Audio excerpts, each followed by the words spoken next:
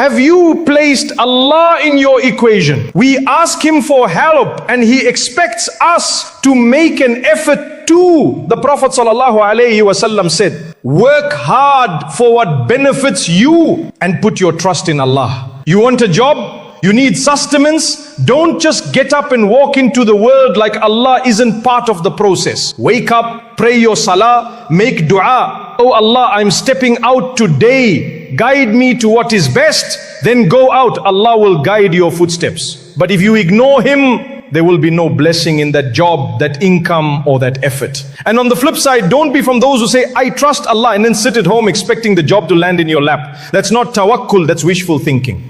The Prophet ﷺ taught us balance. You do what is in your control and trust Allah for what is beyond your control. A man once came to Umar bin Khattab, may Allah be pleased with him, after being caught stealing. When it was time for punishment, he said, how can you punish me? It was written for me to steal.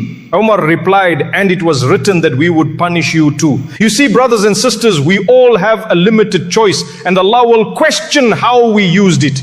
If everything was forced upon us, there would be no point in praying or doing good.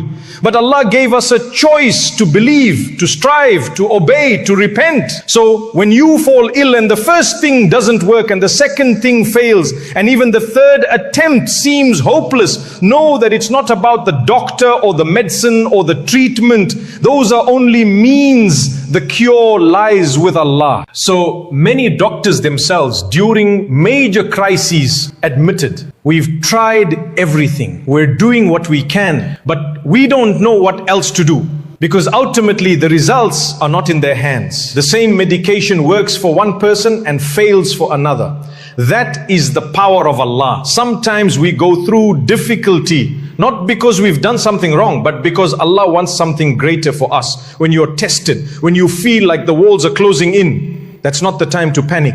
That's the time to trust. That's the time to fall to your knees and cry out to the one who is in full control. Life will bring you stress, that's guaranteed. There will be moments where you sit alone staring at the ceiling, wondering, what's going on with my life? Everything feels out of place. The heart is unsettled. The mind won't stop racing. Anxiety becomes your silent companion. And in those moments, shaitan whispers, where is your Lord now? Where's the help you've been praying for? But my brothers and sisters, that is when your true belief is tested. Do you still trust Allah when you can't see the way?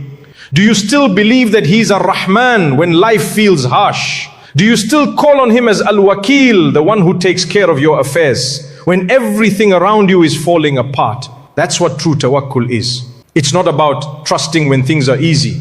It's about holding firm when nothing makes sense. Yes, we get anxious. Even the prophets had moments of stress. Look at Musa alayhi salam.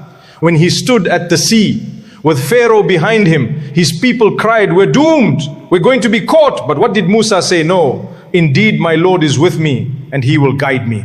That is the trust we need. Sometimes you're doing everything right. You're praying, making dua, avoiding sin, giving charity, and yet things are still hard.